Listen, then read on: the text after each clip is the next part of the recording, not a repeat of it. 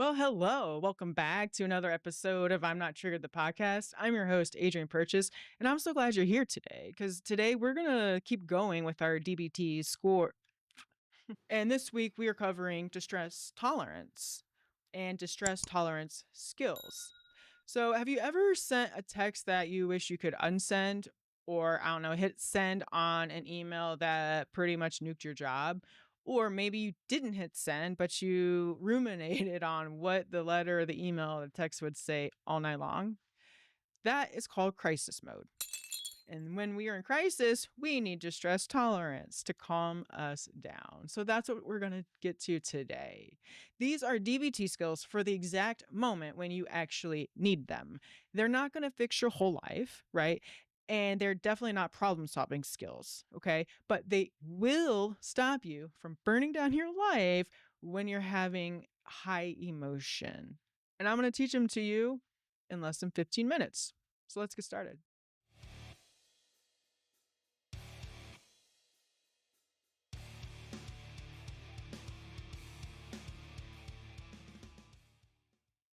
So, what is crisis survival, right? So, just to clarify before we dive in, crisis survival skills are short term. They're short term skills. Again, they're not problem solving, they're not avoidance, they're not permanent solutions. You can think of them as a life raft, right? You don't really want to live in that raft forever, but if your ship just sank, it's the only thing keeping you alive. And these skills are about surviving these storms without making it worse. That's all they are for. They are not even to make you feel better. They're literally just to survive. And sometimes, if you have BPD, bipolar, PTSD, a lot of trauma, you need to just survive. The first skill is the stop skill, and it literally means stop. Now, it is an acronym. The first letter is S, and that does mean stop. Literally stop if you can. T is take a step back, take a mental step back or an emotional step back. O is observe. So, what's actually happening around me and in me? What am I feeling?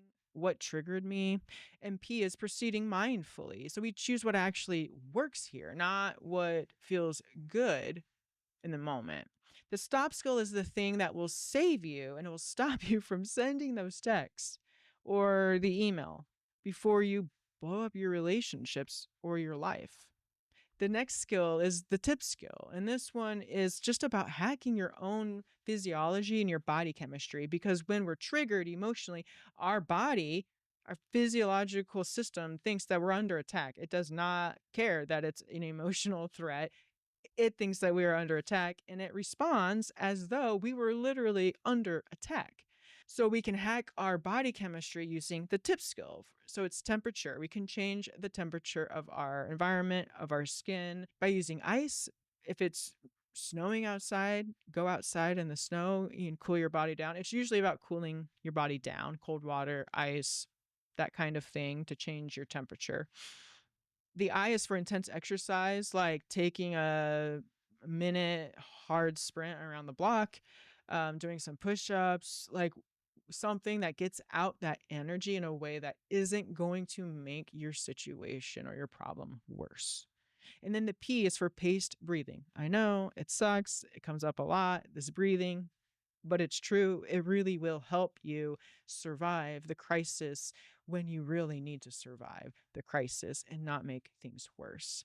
Then we have self-soothing with our own senses. And this really brings in this sort of noticing, describing, and mindfully, right? Because now we're saying, okay, what am I feeling? Literally, what am I touching?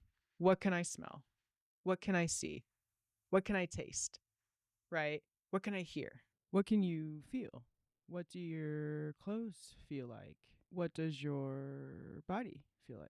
And what can you see? What colors are there? What shapes do you notice? What other objects, items, or people are around? What can you taste in the air? If you have food, can you taste the food? What do you taste? And sound. What noises do you hear? What sounds are distracting? Are there soothing sounds? Is there music? If so, what kind? And smells. What does the space around you smell like? If you like candles and you can light one, notice the scent of it. What other smells are around that are either distracting or soothing? You're basically distracting your brain with sensory input until it just calms down. You know, when you have the hiccups, for me, how to get rid of the hiccups is I have to plug my nose and chug a glass of water. Like that's what I have to do, right? And that's how I get rid of the hiccups because it confuses my system about what's happening. So, same thing here. If you're on a spiral, the spiral just keeps going. We know this, right? We're not great at stopping them. We have to have skills to stop these spirals. And to do that, self soothing using our senses, observing, describing, stopping, all of these things are helpful. Then we have the accepts skill. This is a longer acronym, but stick with me. It's pretty simple, and you can use this today. So, using distraction in a healthy way is a core concept of DBT.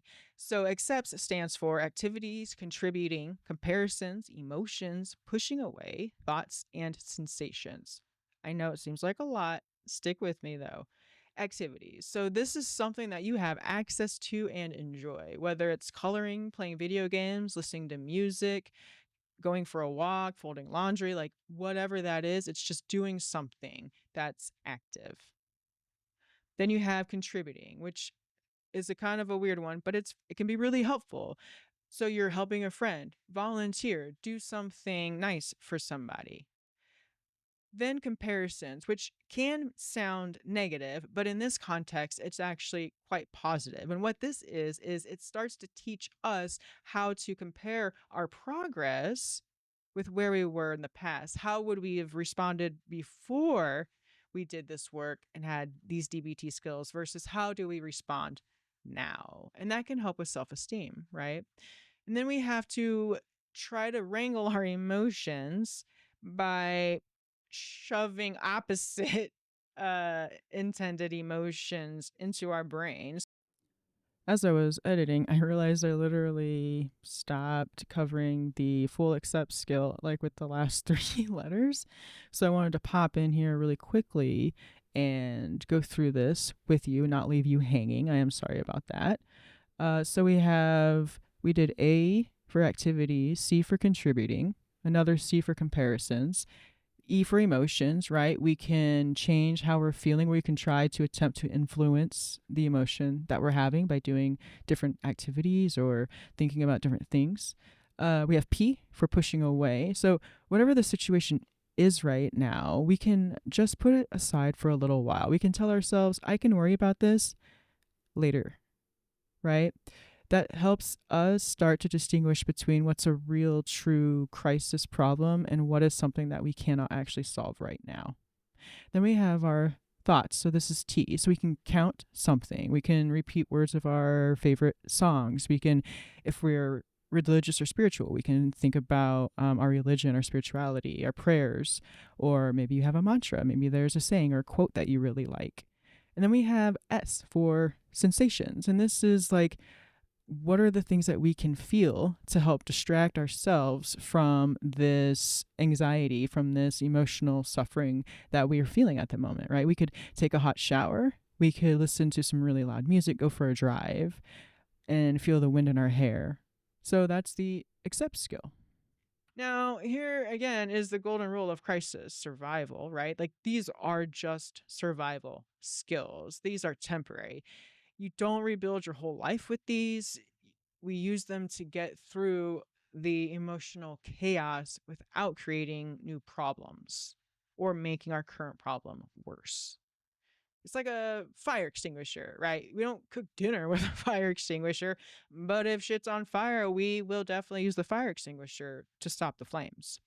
Here's the challenge for you. You can build your own crisis survival kit. And we did this in DBT group and it was pretty helpful.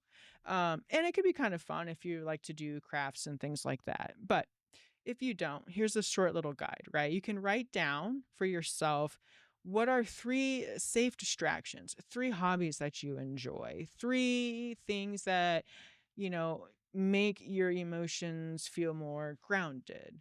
3 things that help you come back down to earth when you're really, really upset. What are those 3 things? Having them in writing in a place that you can get to and access with ease will help you when you have a crisis and you're like, oh my God, I don't know what to do. What are the 3 things, right? And then you can have A couple of sensory items that help calm you down. I like to have something close by to play with in my hands just because I get like fidgety. It's ADD and restlessness kind of. Um, and it's really helpful to help keep my brain on track without spiraling. And then if you have like somebody that you can safely call or text when you're spiraling, a friend, a DBT therapist is really good for this. Now, when there's crisis, often our nervous system is screaming at us like, "Oh my god, we have to do something about this right now," right? But that's a lie. Crisis skills are the buffer between chaos and our choice.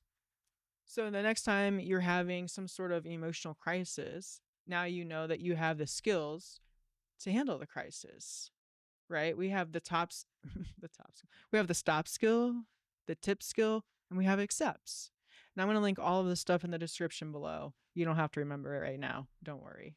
Of course, you can always go to my Substack to get more information on anything I talk about here. Don't forget to like and hit subscribe. You know, the YouTube algorithm also loves when you comment, and I would love to hear from you. Thanks for watching. Until next time, take good care of yourself.